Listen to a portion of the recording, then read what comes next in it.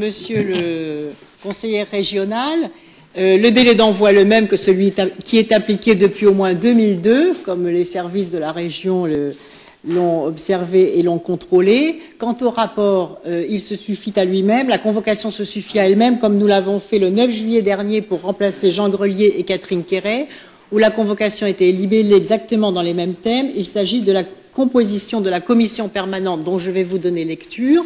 Et en application de l'article 4133.5 du Code général des collectivités territoriales, une fois que le délai de délibération aura été ouvert, il y aura un délai d'1 heure qui sera ouvert pour le dépôt des candidatures.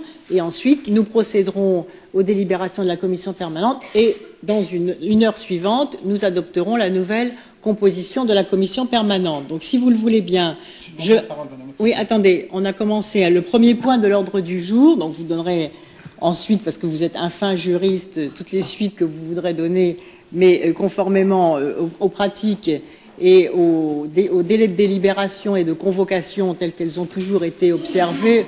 Oui, ne soyez pas spécieux. Mais j'ai bien entendu, mais vous donnerez les suites que vous voudrez à la jurisprudence Fromonteil si vous le souhaitez. Donc nous avons entamé le premier point de l'ordre du jour. Est-ce qu'il y a des oppositions ou des abstentions pour avoir 15 vice-présidents? De parole, Madame la Présidente. Attendez, c'est moi qui donne la parole. Donc je l'attends. nous allons nous dérouler les choses. Il y aura 1 heure de temps. Non, mais je demande la parole maintenant, Madame la Présidente. Eh bien, pour l'instant, nous passons au vote sur la 15e. J'ai demandé avant que le vote soit engagé, Madame la Présidente. Le vote a été engagé. Non, je suis désolé, Madame la Présidente, le vote n'a pas été engagé à cet instant. Il y a également Marie Legrand qui a demandé la parole. Je fais d'abord voter les 15 vice-présidents. Non. Et ensuite, je donnerai la lecture. Non, madame. Si la privation de parole fait partie de vos prérogatives, je ne peux pas rester dans l'Assemblée pareille. Je demande la parole, Madame la Présidente. Je mets aux voix les 15. Est-ce qu'il y a des oppositions? Je vais vous donner la parole tout de suite après. Est-ce qu'il y a des oppositions ou des abstentions pour avoir les 15 vice-présidents? Madame, c'est pas possible.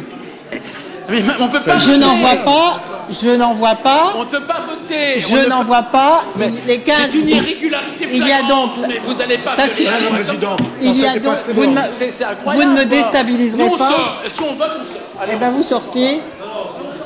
Nous adoptons donc. C'est une parodie de démocratie. Non, mais on sort. Nous, on vote pas. Vous votez pas. Donc, je constate qu'il n'y a pas d'abstention ou pas d'opposition. Nous sommes dans une parodie absolue du fonctionnement démocratique d'une assemblée. Il est de votre responsabilité première de tenir une assemblée qui se tienne normalement et que son fonctionnement soit garanti. C'est votre rôle.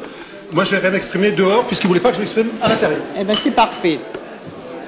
Nous adoptons donc la 15e vice-présidence. Je donne lecture de la proposition de commission permanente avec l'ouverture d'un délai d'1 heure. Premier vice-président Jean-François Fountaine, deuxième vice-président Bernard Grasset, troisième vice-président